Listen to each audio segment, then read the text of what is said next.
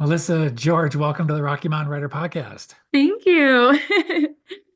Great to see you again. We chatted at Colorado Gold last September in Aurora. Great conference. It was great to chat a little bit there, and I can't wait to hear more about the Enterprise. Yeah. No, it was a great time. I'm excited to talk about it. Uh, so thanks again for reaching out. We love having folks just hold their hand up and say, "I want to be on the podcast." That's the way it should be. So, first of all, just tell us a little bit about yourself. Where do you live? How long you been writing? What else do you do? You know? Yeah. So I live in Estes Park, Colorado. So then I got in touch with, Rocky Mountain fiction writers and knew about it from Kevin Wolf, who I believe is the vice president of the Yep, yeah. yep, yep. So yeah, lucky for that for sure. Estes But Park residents. Yep. yes. So I actually, yeah, I went to college, got my degree in health science, and then ran track and field at Mizzou, and then Good ran school. professionally for a couple of years after that. Wow. Um, Wow. and What during what do that you mean? Whoa, time, whoa, whoa, whoa, whoa. What do you mean ran professionally? Where what? so yes, I ran track and field in college. So I specialized in like the mile and the steeplechase, which is the one with like the hurdles. You get wet and all muddy. Yep. Yeah, that one. And so yeah, when I got out of college, I decided to keep pursuing running with my husband. So we moved to Estes Park because we knew a lot of teams were out in Boulder. And the altitude obviously is a big perk. So we came out here. We joined Roots Running Project, which is, a professional team out here in Boulder. Wow. Um, and it's funny how it works. They have some athletes that are, sponsored by, Saucony or things like that. I'm trying to think of the one that's like on the tip of my head. It's like a skiing company. I can't think of it, but Solomon. Okay. And then there's others like, me. I was being supported by Tracksmith. But yeah, so we all had the same coach and worked out a lot. And then I decided to retire about like half a year ago. What's Um, your personal best in the mile? 438. Wow. That's flying. That's flying. Yeah. So Yeah. it was a lot of fun. I loved the team. And during that time I was able to start writing. So that's kind of I would run and then I would write.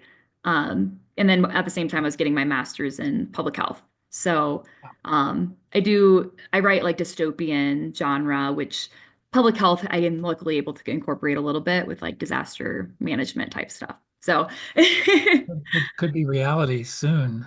oh my gosh, yeah, for Mm. sure. I Uh, took a lot of influence from like reality TV too, just like the drama. yeah. Wow. So the writing thing, when did that all start? What was the way back? High school before that? College before that? What? So I always liked writing, and I remember like on when I took the ACT, I got like almost a perfect score on the English, and I was like, oh wow, I'm good at grammar. But I was Wow. like, I'm never gonna do anything with it, And then I you had to take English in college. I think I got like 100% in it, and I was like, yeah, but like I'm doing public health, I'm doing, health science. I don't really need English. But I always liked reading and I always had this idea for the Enterprise back when I was in elementary or middle school. I read The Hunger Games and that was the first book that I really liked. And during that time, my family was really into watching a game show called Big Brother. It's Or, similar to Survivor, if you've yeah. that. Yeah. And I just thought, like, what if the contestants were killed when they were voted out? Which obviously is more of like a book idea, not like I want this to happen. Um, but I was like, I'm never gonna write it, like, because I'm not a writer. And then I think years later, obviously when I was out of college running, and I had like a lot of free time on my hands because I was really just running and volunteer coaching at the high school for cross country. I was like, why don't I just write it? And I remember there was another writer that's a good runner, and she was getting like so many sales off of her book. it was more of it was a nonfiction book about like hydration, but I was like, why don't I just do it? And so I wrote the first chapter on my husband was driving me up from practice because it's an hour drive. And then I was like, I should just keep going. I had a lot of fun with it. So I just kept going. I got in touch with Kevin through a high school English teacher at the Estes Park High School. Um, Hopefully that's not all super confusing, but No, no. eventually came to writing, took that idea that I had a long time ago. It was also when Squid Game came out. I was like, well, my idea is like Yeah, similar to that, and that's super popular. And so I was like, I just need to do it. yep, yep. Well, that's not that long ago. Squid Game's only a few years old now, I think. I know they had season Yes. two already. Yeah, Yes. yeah. I started writing in 2022. Okay, yeah. So yeah. So yeah, I read the description of the Enterprise, haven't read the book itself, but I got a little Hunger Game vibe. But Yes. there are no, I mean, really when it comes down to it, there are no new ideas. It's all in the execution, in my Yes. opinion. Tell us more. You say dystopian, is it set in a certain place? Is it how far ahead is this in time? Anything Yeah, like so like the atmosphere itself, it's very far into the future. In a time like a lot of dystopian has a little bit of sci-fi influence, so this has a little bit of that too. Um, but doesn't go too close to it. So basically, in this world, scientific advancements have made it so people don't die of things like cancer or Alzheimer's. Like all of those are cured. So the lifespan for humanity has risen to in the 120s, 140s, which is fine until I call it the Hage, is a disease that comes through and wipes out the vegetation and all the plants. So now there's a lot of starvation because people are not dying from things that they used to die from. So people, yeah, people are getting really old. They're starving. There's not a lot of food. And so basically, the government is trying to do everything they can to fix this problem. So they have a lot of laws in place now where you can only have one child.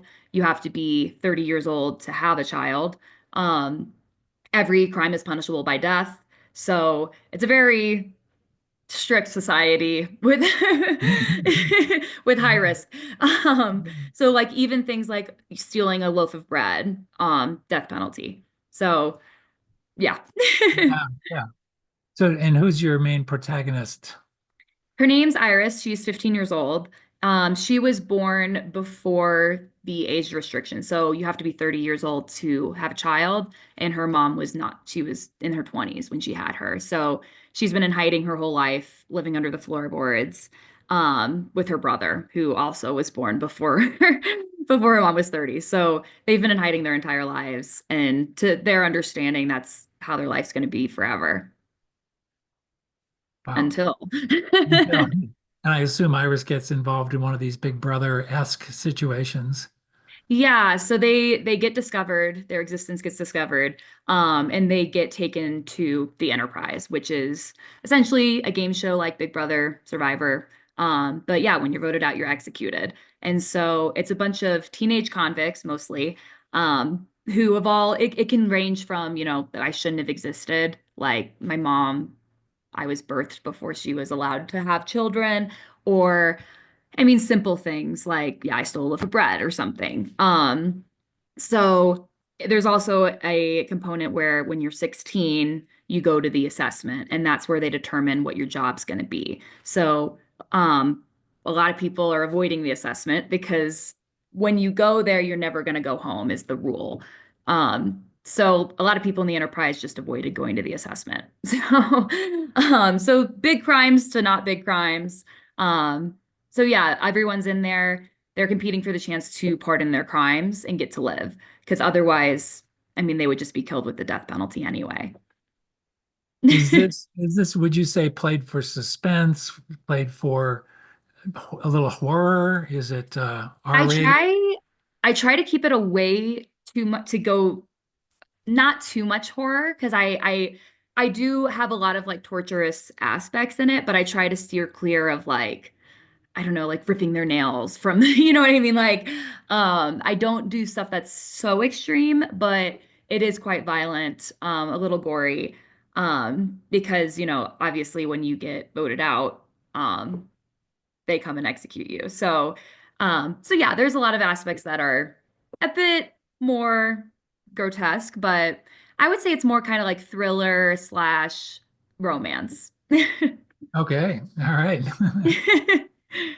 So, what would you say, looking back at the motivation to write this, is there something in there that you're trying to comment about today's society, today's world? It's a great question. I do think I wasn't too focused on that. I think I was focused on a lot of internal emotions. Like me myself, I've dealt with depression for like my adult life, and so I tried to incorporate the feelings of that in the main character because it's in first person, and obviously she's losing people that she loves left and right. So I tried to incorporate more just like raw feelings and raw emotions. Of course, like betrayal as well, how that really truly feels from a first person perspective, especially when the betrayal is, I won't vote against this person you love, and then they do. Um, so it's not too much reflecting on like, society as a whole now, but more so I tried to focus more on the like character development, relationships, themes revolving around love and betrayal, that type of thing. Yeah. So, walk us through a little bit. Just you started writing in 2022. Walk us through kind of putting the book together. Did you take it to beta readers? Did you get feedback, do some more drafts? Um, Yeah, and, I and then so talk it, to it us about was getting it published too, and just your process there. oh my gosh, yeah. Yeah. So writing it, I was just gonna say was, it was a lot of fun because at the time I was still running.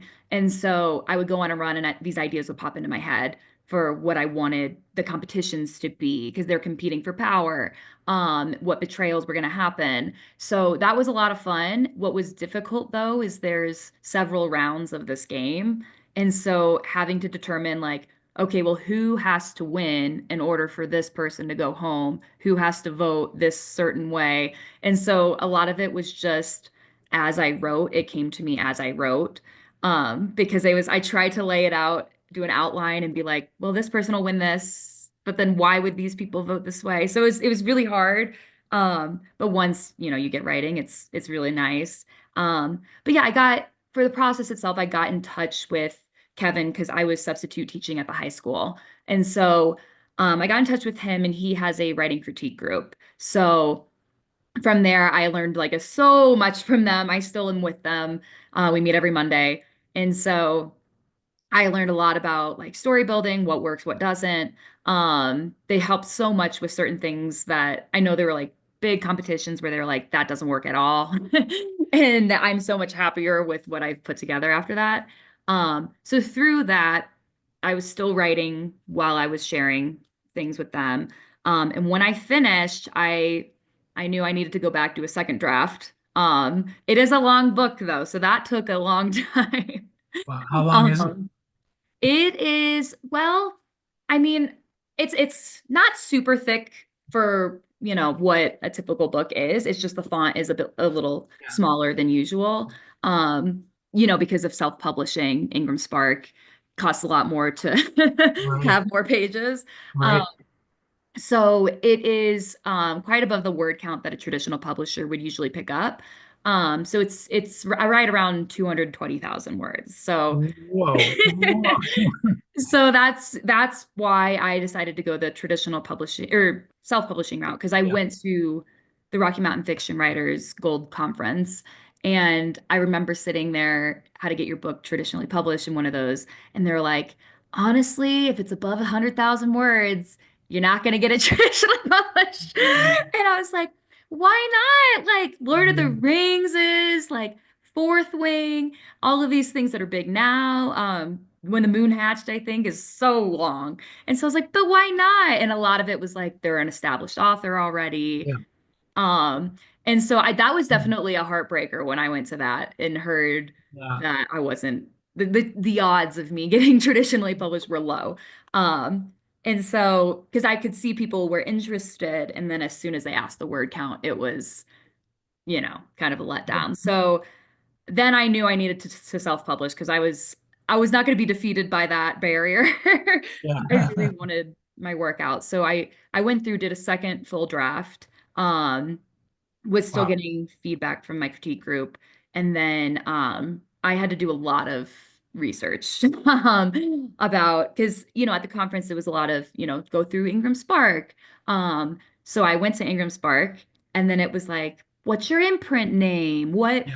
What weight pages do you want? It's like the size of your book. And I was like, I don't know. Every single thing I would look into would lead me to five more things. You And bet. so Yep.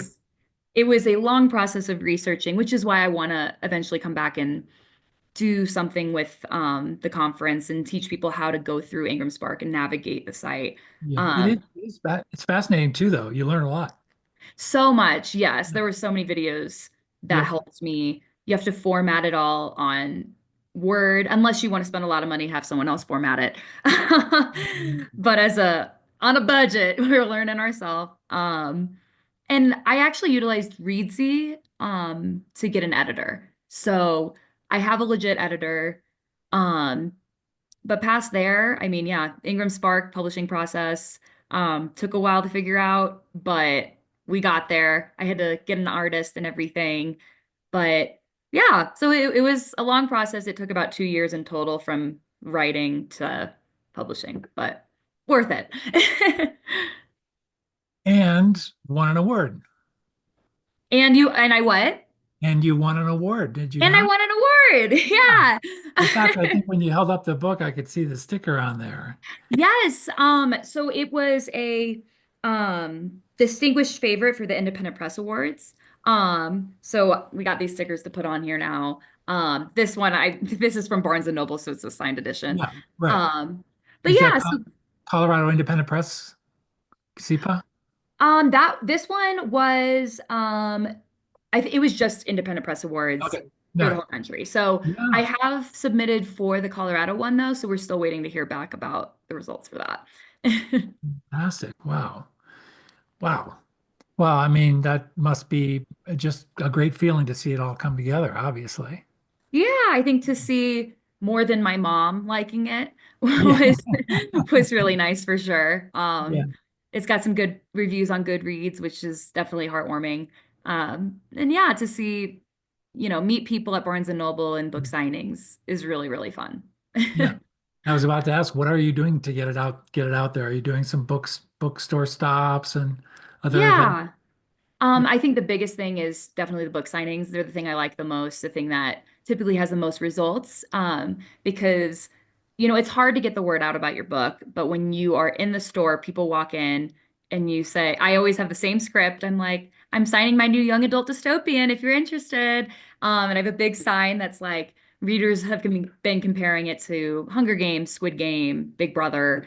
And when they see that, usually they're like, wow. Especially with the new Hunger Games just coming out, Right. people will be like, well, what is this about? And so I give them my spiel, and I do really enjoy that. I have social media as well.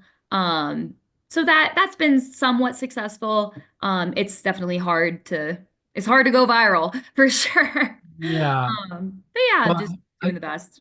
I just had a friend with a put out her first novel, and she went to her first kind of stand around event at a bookstore, and she came back saying she would never do it again.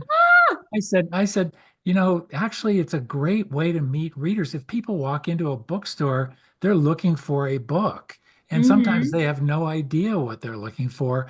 And I would say 8 out of 10 people walking into a bookstore are going to be open to hearing about what you've got. And Yes. if you can get a little chat going, then probably half are going to buy a book. And so, I mean, it's just great to see those books go out the door. The bookstore is happy with you, and Oh yeah. it's just a real rather than being online and just blasting things out everywhere, which of course I do anyway. But I mean, it's much more of a you're speaking to the people who are possibly really going to be into your stuff.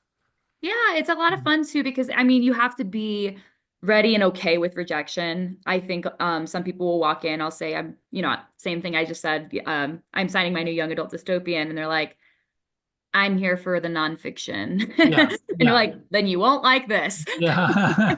And so a lot of them are like, well, I'm here to get something else. And so, you just, or you can tell when they walk in and, they're on their phone, don't Right. bother them. But usually too, with my target audience being young adults, when a young adult walks in, I usually get a little excited because I'm like, okay, they are going to be interested in this. Yeah, And they yeah, typically will walk over. And some people just want to support independent publishers, um, and just local authors. So, yeah. So, I mean, some people will just get it because they want to support you, which is really nice. yeah. And I think that's I call it hand-to-hand combat is, being out there just beating readers. That's the way to do it. Yeah. Yeah, for sure. So I wanted to ask you about one thing you kind of mentioned just in passing, but I think it's really interesting, um, which is the whole thing when you mentioned you go out for a run and you find your brain working on story issues, which there is something about doing something that's sort of not writing, but you're writing. Like Yes. for me, I mean, I used to run quite a bit until my knees said no thanks, but Yeah. just even going for a walk now, there's something about um, asking your mind to work on a writing problem while you're doing something completely different. And it's interesting how your writing brain, I'm going to ask if you found this to be true, that after a while, the unconscious and the conscious kind of were able to percolate ideas and sort of like you'd be so excited about going out for a run, but also because you knew it was thinking time.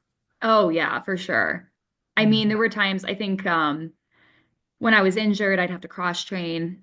So one of the things I would do is aqua jog, which is you literally you're running in water, you have a belt that's making you float. You run back and forth for like an hour and a half. And so In what depth of water? usually in the diving area, so the depth would be at Oh, least over 10 feet. oh yeah. Um, and so you're just running in the water, staring at the wall, and ideas will come to you because, I mean, there's what else are you going to do? And so it helps motivate you to actually want to do exercises like that because you know that at least you can kind of enter this imaginary world and see what else can happen. So yeah, I mean it is a really good stress release too. I still run, I just don't do it competitively anymore. So it is still an opportunity for me to get those ideas flowing. So you find you have to be still doing something physical, just yeah, I yeah. mean, yoga too. I'm not a big yogi. But I have found that doing yoga, I would get like some of my best ideas while I was there. Which is like, again, I like yoga like a 3 or 4 out of 10. So it's like, but I know if I go, I'm gonna get something good. Yeah, yeah. Great. Well, I'm also wondering just in terms of the whole writing process, developing a character, developing the setting, everything. Are there things you learned along the way that you'll do differently next time? Oh gosh. I mean, for sure you learn so much as you're going. I think one funny story is that um there was a girl in my first college that I went to. I transferred universities after my freshman year, who I really liked. And so I named a character after her. But my plan for that character was to be the like villain until the end. You find out that she's really a nice person and that she's really great. And I just was like, well, I'll name her this because I like that name. And this person was, a really nice person. But as I wrote, I realized that that wasn't the journey this character was going to go on. And so this character ended up being bad from the start to the end. And so I realized if this person ever reads the book, they're going to think that I just do not like them. And so I think moving forward, I'm going to avoid names of people that I know, regardless of if they're based on them or not. I mean, this character is not based on her, but I thought it'd be cool to have a good ending for her, and it's not. So yeah, definitely moving forward. stay clear of those names. I take it it was probably a somewhat unusual name. It wasn't Susan or Jane. Oh no, no. Yeah, it wasn't like yeah, Yeah, we have a bunch of unusual names in the book, so it yeah, wasn't like Ralph. yeah. But yeah, it's I think the biggest thing is knowing that when you're creating characters, a lot of the character building is going to be done when you just sit down and write. And sometimes you don't even need to have a plan for them because you're just going to create it as you go. And that's been really, really cool to experience because certain characters in the book, I've been like, I don't know what you're gonna do. But then something will hit and you just keep writing through it. So I know not to worry too much. It'll come. Is the Enterprise set up for a sequel or is it done? Yes, it is set up for a trilogy. So Oh. I'm currently writing the second one. We're gonna hope to make it shorter. So that We are gonna. me. Well, I joke with my writing group because I just remember this moment in middle school where I realized that if I wrote a lot, the odds of the teacher actually reading all of it were slim. And so they might just give me an A because I wrote too much. And so I was like, this developed a bad habit of me writing a lot. It's like that's why I think my book is so long, but I have so much to say. That's great. And planning to come to Colorado Gold this Yes, of course. Yeah, I definitely want to make that a staple of every year. Definitely want to keep going. It was very transformative for sure, and I love every person that I meet there. So I definitely want to keep going. And I think I'll be able to sell my book at their bookstore this year. So great. I'm Great. excited about that. Yeah. What would you tell somebody who's never been to Colorado Gold and how would you convince them to come? I mean, you don't even know what you don't know. I Mm. think first step is starting to realize the things you don't know.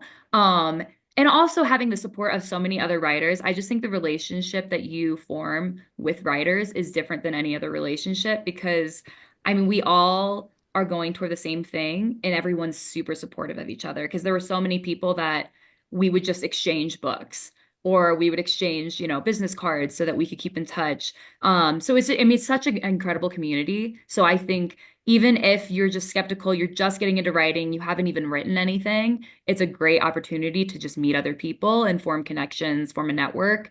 I think, I mean, I didn't even know what Ingram Spark was until I went there.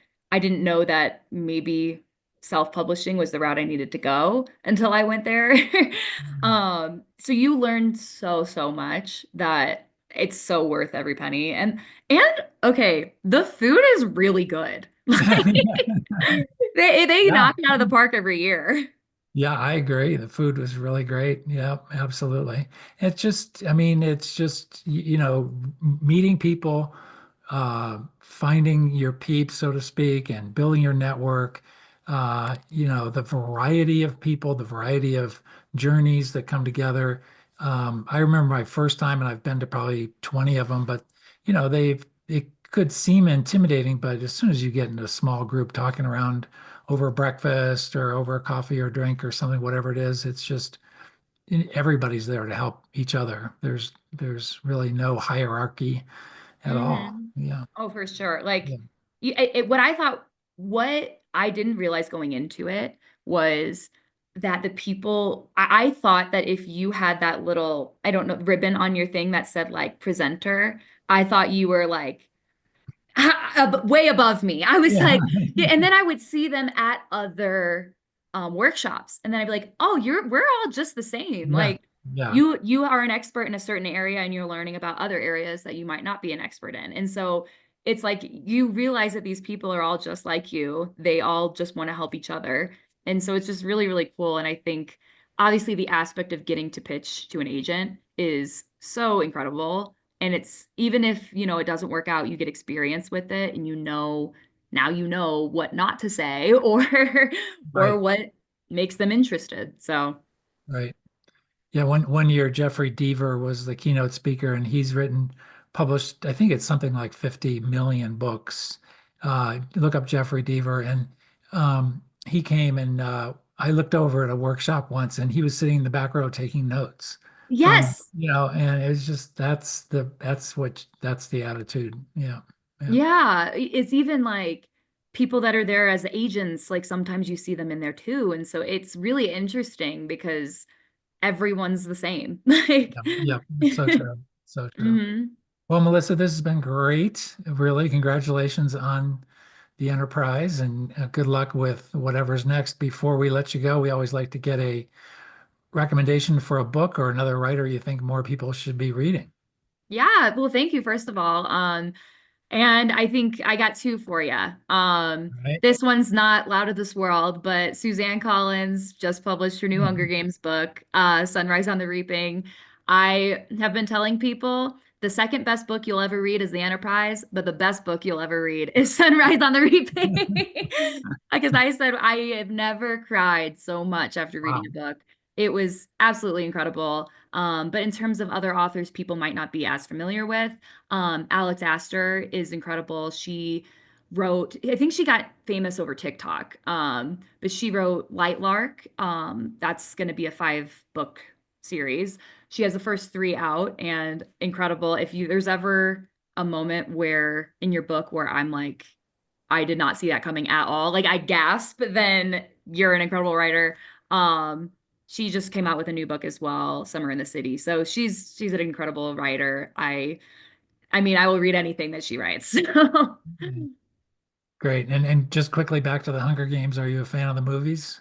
Oh my God, yeah. What I wouldn't give to be in a movie that's The Hunger Games. Yeah, yeah. Such a great series. Great. Melissa, thanks again. We will catch up with you down the road. Thank you so much for having me. This was so much fun.